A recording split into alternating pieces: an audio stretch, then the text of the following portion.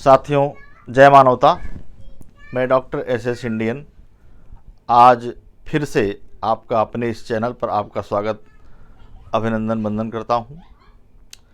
साथियों, आज हम बात करने वाले हैं कि बाबा लोग कैसे लोगों को फंसा करके उनका धन और यहाँ तक कि बहू बेटियों की आबरू भी लूट लेते हैं। उसके पीछे का क्या सिस्टम है, उसके पीछे का क्या तरीका है, उस पर थोड़ा सा अपना पक्ष हम रखने की कोशिश करते हैं। साथियों, शुरुआत में जब मानव जंगलों में रहता था, आदि मानव की तरह रहता था, उसको किसी चीज के बारे में जानकारी नहीं थी।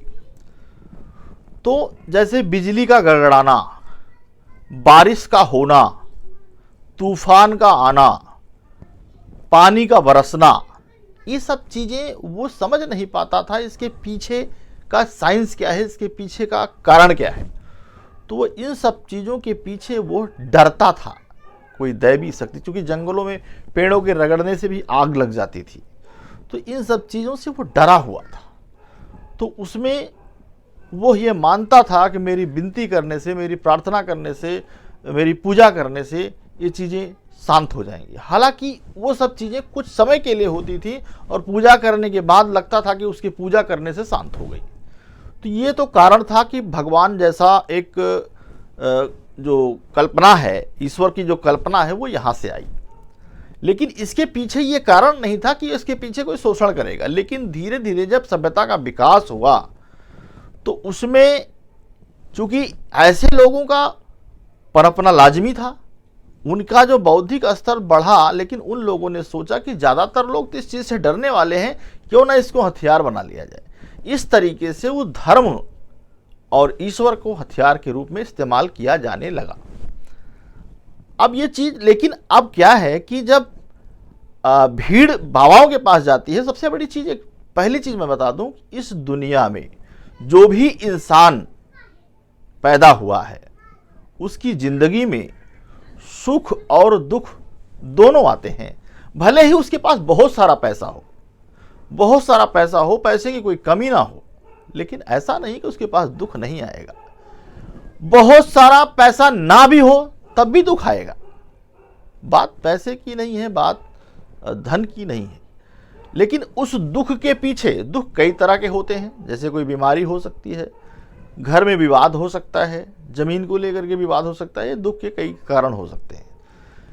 और दूसरी चीज़, कभी कभी होता है कि सब कुछ मेरे पास है, लोगों के बच्चे नहीं हैं, उससे भी लोग दुखी होते हैं। जो कि सामाजिक व्यवस्था के हिसाब से लोग लोगों पर तानाकसी करते हैं, और ख़ास करके महिलाएं इसका ज़्यादा शिकार होती हैं।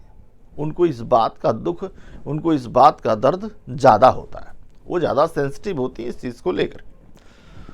तो अब दुकानदारी कैसे चलती है बाबाओं की? होता क्या है कि वो एक तरीके से उनका एक फोकस होता है, उनके कुछ एजेंट्स होते हैं। एजेंट क्या करते हैं?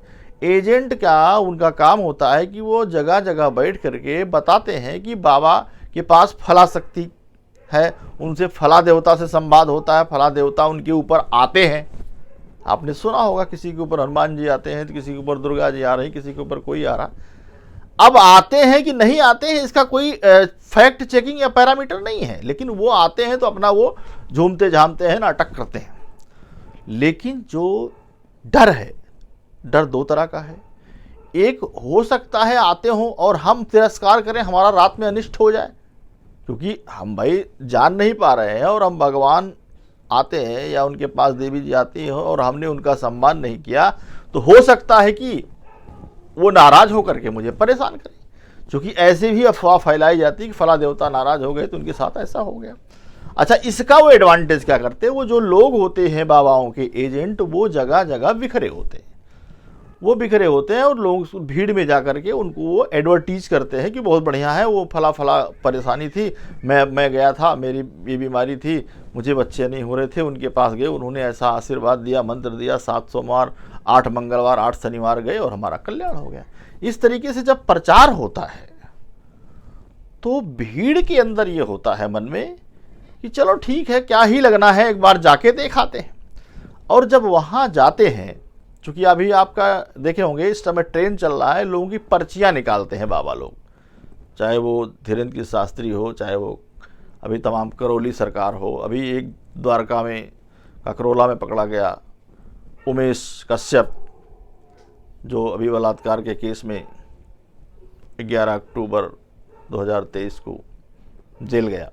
तो इस तरीके से क्या करते हैं वो लोग कि पर्चियां निकालने के पीछे का जो लॉजिक है उसमें यह होता है कि पहले आप जब जाएंगे वहाँ अपना रेफरेंस देंगे, मैं फला जगह से आया हूँ, पता देंगे, 1151, 251, 551 की जो रसीद है वो वहाँ कटेगी, रसीद काउंटर पे कटती है। उसके बाद आपके पीछे एक अननोन पर्सन, वो भी आप ही की तरह बीमार होने का नाटक करेगा कि मेरी भी समस्या थी, मैं 10 सोमवार से आ रहा हूँ, 15 सोमवार से आ रहा हूँ, तो आपका क्लोज हो जाएगा। आपको नहीं पता है कि ये उस कंपनी का एजेंट है और वो आपकी जानकारी धीरे धीरे आपसे लेगा। एक बार में नंबर नहीं आता है, 10 बार, 15 बार, 6 बार, 8 बार, इस तरीके से आप जाते रहोगे तो धीरे धीरे आपकी जानकारी कलेक्ट होती जाएगी। और जिस दिन आपकी जानकारी कलेक्ट हो गई उस दिन वो बाबा वो पर्ची लेकर के मंच से बुलाता है कि वो फला आदमी आ जाए, जिसका नाम ये है, लाल टी शर्ट पहने हुए है, उसके पास ये समस्या है, उसको ये प्रॉब्लम है। वहाँ से वो अनाउंस करता है बाबा, और आदमी को लगने लगता है कि देखो बिना बताए मेरी जानकारी बाबा दे रहा है। तो इस तरीके से आपकी जानकारी धीरे धीरे कलेक्ट करके वो फिर पर्ची के माध्यम से सामने आ जाती है। ये तो हो गया कि आपको फिर वो अपने शीशे में उतारता है, अपनी तरफ अट्रैक्ट करता है कि देखो बाबा को जानकारी न होती तो कैसे बता देते। दूसरी चीज़, एक कॉमन चीज़ होती है, जैसे होता क्या है कि जो 80 से 90% हमारा समाज है वो कमाता तो है, लेकिन कमाने की एक सीमा है। वो कमाता है और कमा करके खर्चा हो जाता है, उसके पास सेविंग नहीं होती है। तो बाबा कहता है कि भाई देखो आप कमाते खूब हो, आपका हाथ दे करके बताता है कि कमाते आप खूब हो लेकिन बचता नहीं है। तो जेन्युइनली सही है, 80 से 90% का हाल यही है। दूसरी चीज़, वो कहता है कि आप लोगों की मदद तो करना चाहते हो, लोगों की मदद आप करते हो, लेकिन लोग आपकी मदद नहीं करते हैं। इसके पीछे जो लॉजिक ये है कि आप ही की कैटेगरी के लोग आपके संबंधी होते हैं, चाहे वो रिश्तेदार हों, चाहे वो मित्र हों, आपकी हैसियत के लगभग लोग। तो जब वो खुद ही हताहत होंगे तो आपकी मदद कहाँ से करेंगे। थर्ड चीज़ ये है कि वो कहता है कि आपको लोग आपका बुरा चाहते हैं लेकिन कर नहीं पाते हैं। तो बुरा ऐसा कोई नहीं चाहता, लोगों को लगता है, क्योंकि कभी किसी से आपसे थोड़ा सा अनबन हो गई, बात हो गई, तो अनावश्यक कोई किसी को बुरा नहीं चाहता। ये तो केवल उसका दिखाने का, आपको शीशे में उतारने का, अपनी तरफ खींचने का एक उसका शब्द है, कोई किसी को बुरा नहीं चाह रहा है। अब इसके बाद का क्या है, इसके बाद का सिलसिला ये होता है कि आपने देखा होगा कि उसी भीड़ में से कुछ लोग एक अजीब तरीके का एक्शन करते हैं, झटकने लगते हैं, पटकते लगते हैं। मालूम ये होता है कि उनके ऊपर जो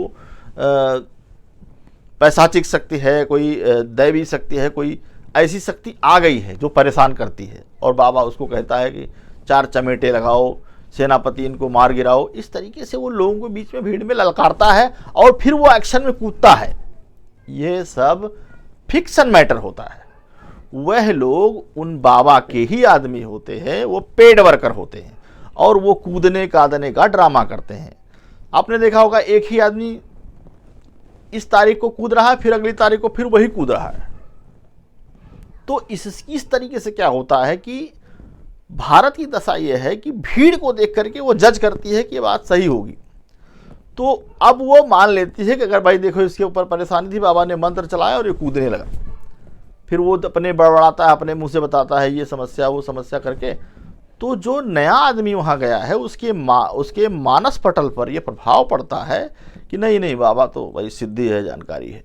जबकि सिद्धि किस बात की है, इस देश पर शक आए, हूण आए, डच आए, फ्रांसीसी आए, मुगल आए, अंग्रेज आए और तहस नहस कर दिया, मंदिरों को लूटा, मूर्तियों को तोड़ा, बहु बेटियों की आबरू लूट ली।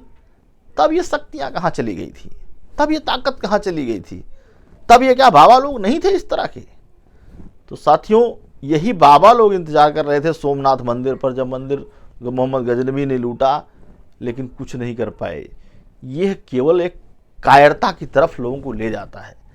जो लोग भाग्य और भगवान के सहारे रह करके जो प्राप्त करते हैं, मेहनत करने वाले, संघर्ष करने वाले, उसे वे छोड़ चुके होते हैं, वही उनको मिलता है।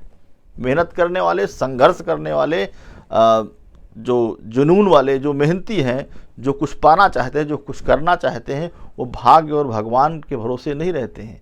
जो मेहनत करने वाले जो छोड़ देते हैं, संघर्ष करने वाले जो छोड़ देते हैं, भाग्य पर भरोसा करने वाले को वही मिलता है। तो ये चीज़ें ये लोग दुष्प्रचारित करते हैं।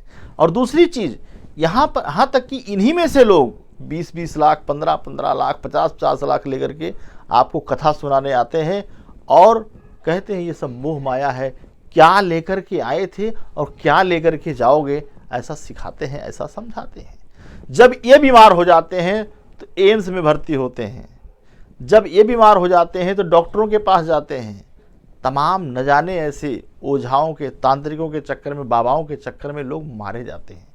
उनको वास्तव में इलाज नहीं मिल पाता है। बहू बेटियों की आबरू लूट जाती है, कुछ तो नहीं बोल पाती हैं, कुछ जो हिम्मत दिखाती हैं, उन्हीं की वजह से आज दर्जनों से ज़्यादा बाबा जेल के अंदर सलाखों की हवा खा रहे हैं। तो साथियों, ये मेरा एक प्रयास है आपको बताने का कि इस पाखंडवाद से, इस धोखे से, इस फरेब से छुटकारा पाइए। आप तर्क करिए, अपना दिमाग लगाइए, क्योंकि किसी महापुरुष ने कहा है कि जो आपकी लॉजिक की कसौटी पर खरा उतरेगा वही सत्य है, बाकी ऐसा कुछ नहीं है। दुनिया में ऐसी कोई चीज नहीं है।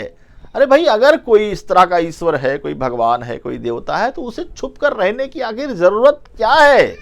और अगर छुपा करके आपको बताया जा रहा है तो निश्चित वहां धोखा है। तो साथियों, बस मेरा यह है कि आपके अंदर जो डर है, समाज के अंदर हमारे जो डर है, इस तरीके से उसका शोषण जो हो रहा है, उसको दूर करने का मेरा हर सेकंड, हर मिनट एक कोशिश है। साथियों, वीडियो अगर आप ये हमारा फेसबुक पर देख रहे हैं तो वीडियो को लाइक करें और पेज को फॉलो करें। यूट्यूब पर देख कर रहे हैं तो लाइक करें, सब्सक्राइब करें और शेयर भी करें। साथ में बेल आइकन प्रेस करें साथियों, और अपना कमेंट भी लिखें। साथियों, वीडियो आपने देखा, इसके लिए आपको बहुत बहुत धन्यवाद। जय मानवता।